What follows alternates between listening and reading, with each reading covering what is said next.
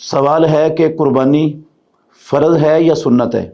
कुर्बानी के मुतालिक अहले इल्म का इख्तिलाफ़ है। मारूफ़ दो कौल हैं।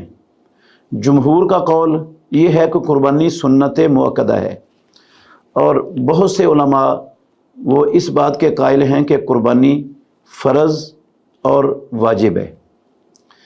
जो इन दोनों अक़वाल में से राजे कौल मालूम होता है वो भी, और उसके दलाइल भी मैं आपके सामने रखता हूँ। इंशाअल्लाह उम्मीद है समझना आसान हो जाएगा इन दलाइल की रोशनी में। रसूल मुकर्रम सल्लल्लाहु अलैहि वसल्लम ने फरमाया, सही बुखारी शरीफ की हदीस है, गालिबन 984 नंबर हदीस है सही बुखारी में। प्यारे पैगंबर ने फरमाया, मन दबहा क़ब्ल सलाते फल यज़बह मकानहा उखरा।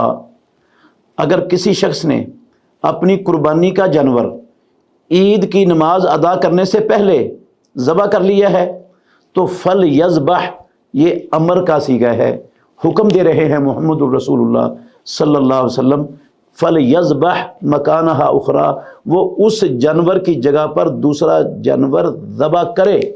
रसूलुल्लाह सल्लल्लाहु अलैहि वसल्लम का अमर, आप जिस चीज़ का हुक्म दे दें वो फ़र्ज़ और वाजिब होता है।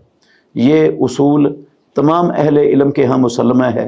अल अमरो लिल वजूब, कि अल्लाह का और अल्लाह के नबी का अमर फ़र्ज़ियत और वजूब के लिए होता है, इल्ला ये कि उस अमर को फ़र्ज़ियत और वजूब से फेरने वाली कोई और वाज़े दलील मौजूद हो तो फिर उस दलील के साथ उसको नदब या इबाहत की तरफ फेरा जा सकता है। जबकि यहाँ पर मेरे इल्म के मुताबिक ऐसी कोई दलील वाज़े और सरी मौजूद नहीं है जिस दलील की बिना पर हम इस अमर को फ़र्ज़ियत से नदब की तरफ या इस्तेहबाब की तरफ या इबाहत की तरफ फेर सकें। ऐसी कोई दलील मौजूद नहीं है। ठीक है, बाज़ सहाबा रिज़वानुल्लाह अलैहिम अजमाइन के अमल मौजूद हैं कि उन्होंने कुर्बानी नहीं की, इस्तिताअत के बावजूद कुर्बानी नहीं की, तो सहाबी का अमल वो रसूलुल्लाह सल्लल्लाहु अलैहि वसल्लम के सरी और वाज़े अमर को फ़र्ज़ियत से इस्तेहबाब की तरफ या इबाहत की तरफ फेरने की दलील नहीं बनता। दलील बनती है कुरान मजीद की आयत या मुहम्मदुर रसूलुल्लाह सल्लल्लाहु अलैहि वसल्लम से साबित शुदा सही मरफू हदीस, उससे अमर को फ़र्ज़ियत से नदब या इस्तेहबाब की तरफ फेरा जा सकता है। दूसरी दलील सुनन इब्न माजा की हदीस है। अबू हुरैरा रज़ी अल्लाहु अन्हु कहते हैं कि रसूल मुकर्रम सल्लल्लाहु अलैहि वसल्लम ने फरमाया, मन वजदा साअतन फलम युदाहे फला यक़रबन्ना मुसल्लाना। जिस शख्स ने कुर्बानी की इस्तिताअत पाई और फिर उसने कुर्बानी ना की इस्तिताअत होने के बावजूद, तो वो हमारी ईदगाह के करीब भी ना आए। रसूल मुकर्रम सल्लल्लाहु अलैहि वसल्लम का ये फरमान हसन दर्जे की सनद है। इसकी अल्लामा नासरुद्दीन अलबानी रहमतुल्लाह अलैह ने इसको हसन करार दिया है।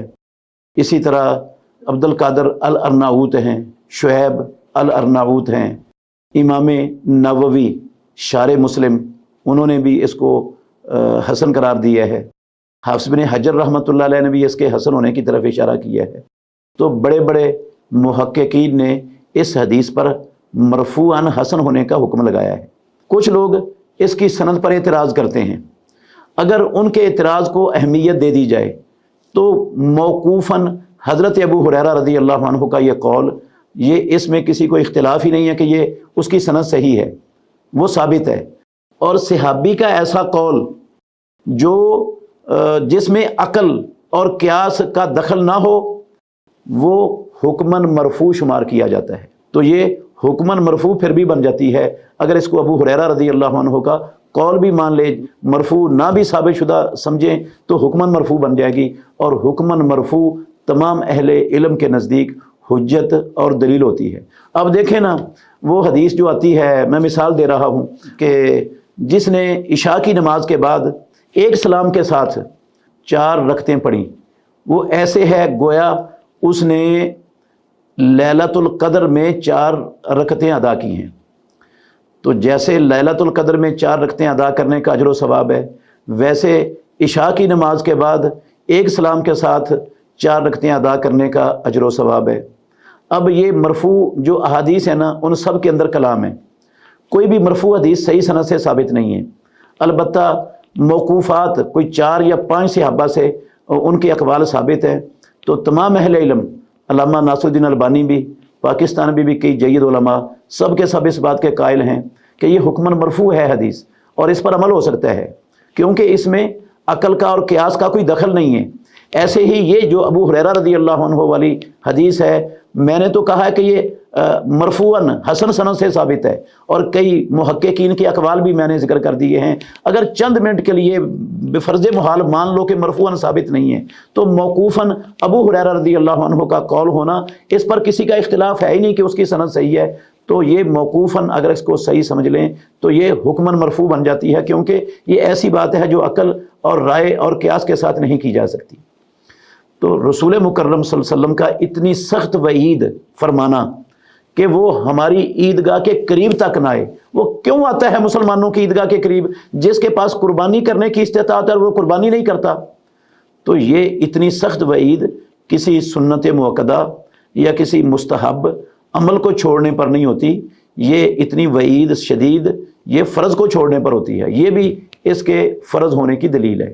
باقی جو اس کی سنیت کے قائل ہیں وہ صحابہ رضوان اللہ علیہم اجمعین کے اعمال کو، ان کے فتاویٰ کو پیش کرتے ہیں، تو ایک طرف مرفوع احادیث ہوں اور دوسری طرف فتاویٰ جات ہوں اور عمل ہوں بعض صحابہ کا، تو یہ اس کے امر کو فرضیت سے ہٹانے کی دلیل نہیں بن سکتے۔